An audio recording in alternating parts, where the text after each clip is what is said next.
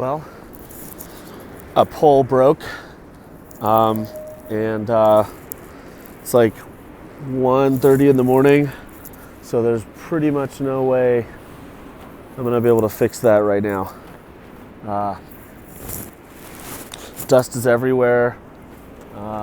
There's nothing I can do until the daylight, and if I get out of the tent, then everything will blow away. It's that powerful.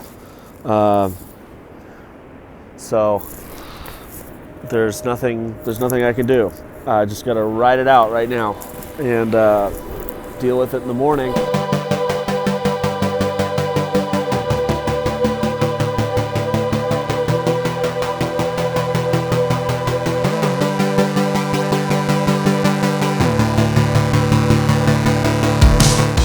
All right, guys, we're back here at 3 Points.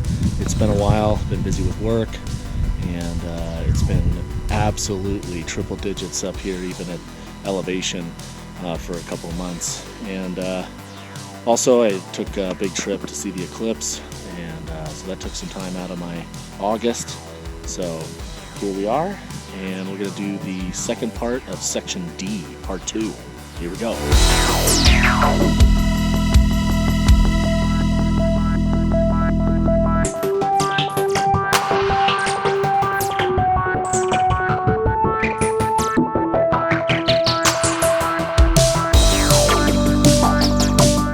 Check with the firefighters, and there's a fire warning right now, so they're going to be here for the duration tonight. So I can't camp down here on their level, but he said just right up next to this picnic bench here. So that's what I'm going to do.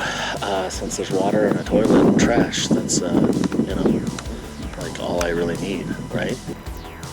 Well, a pole broke.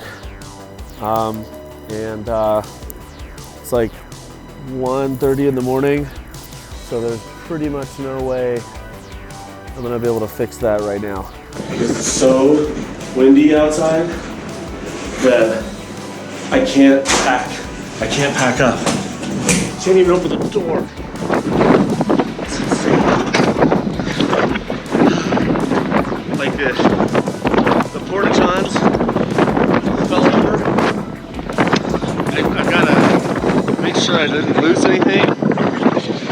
It's absolutely insane.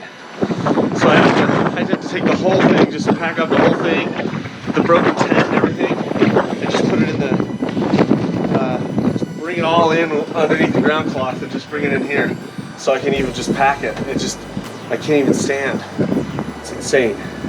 I know I said earlier in part 1 of this section that was the windiest. No. That was definitely the windiest. I broke a tent pole last night, and so I think I'm gonna have to go into town and reconvene and wait for this wind advisory to stop. It's too much. I'm gonna get blown off the mountain, and it's not regular hiker season, so not a lot of people on the trail. So I'm gonna see if I can hitch. All right, we're back. About approximately mile 418. It's been over a month since my tent poles broke here in that red flag warning. Crazy windstorm. I mean, I was like a little taco, I was the meat of the taco, and my tent was kind of flapped over me for the whole night, like a tortilla shell or a tortilla. So yeah, it was not a very good experience that evening. Should have paid a little bit more attention to the weather. Shipped off my poles to Big Agnes, and 4 sections were bent or broken, and they repaired it for $15, and I think $5 worth of shipping. So good on Big Agnes for that. That was absolutely amazing. So got those turned around in less than 14 days with no rush shipping on that. I know you can go quicker if you needed to. And then there was a heat wave, terrible heat wave at the end of October there. So couldn't come out then. And Halloween and all kinds of stuff, but here I am, mid-November. So it's about 55 degrees at 9 a.m. here.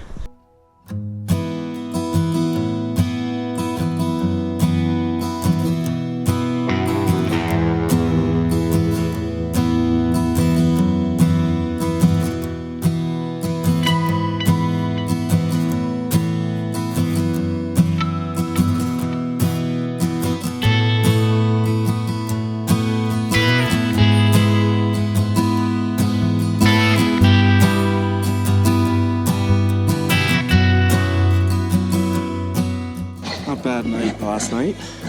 It was down to 40 degrees. Pretty nice and quiet here, actually, at night. You can tell it's getting late in fall because all the animals go to bed and there's no noise. It's kind of eerie at night. It's like the quietest I've ever slept, ever. So that was pretty interesting. Maybe it was just this particular area with all the pine needles, but eerie quiet.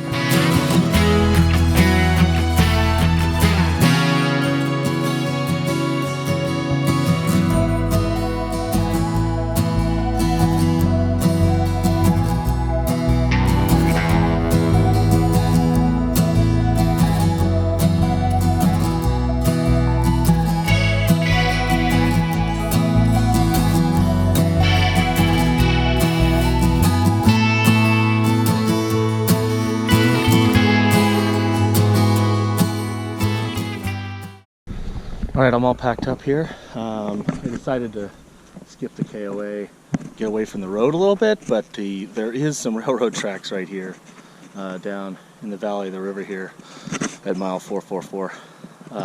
So every 2 hours or so, the trains come through, blaring pretty loud.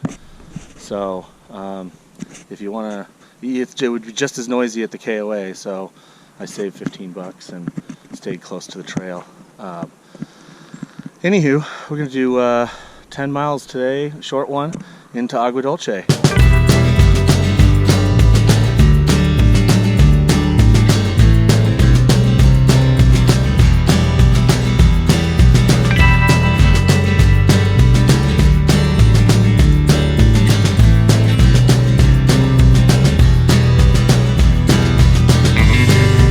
These are pretty spooky. I don't know what they are, but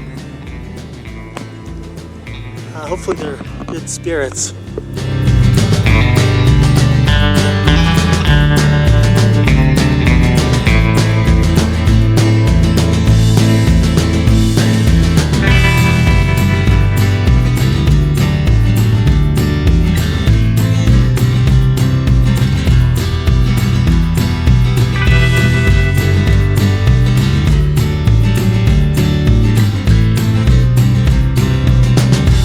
Looks like they're filming a commercial here at Vasquez Rocks. You can go 30 miles around, I think it's Burbank or Universal City. You go 30 miles without paying the out-of-town rate. And this is exactly, as the crow flies, like 29.9 miles away from that center point. So that's why a lot of commercials and movies and television shows like Star Trek, Captain Kirk fought the Gorn here. Along with a couple other episodes of the other series. So it's used quite a bit. As you can see, it's a pretty beautiful spot, really close to LA.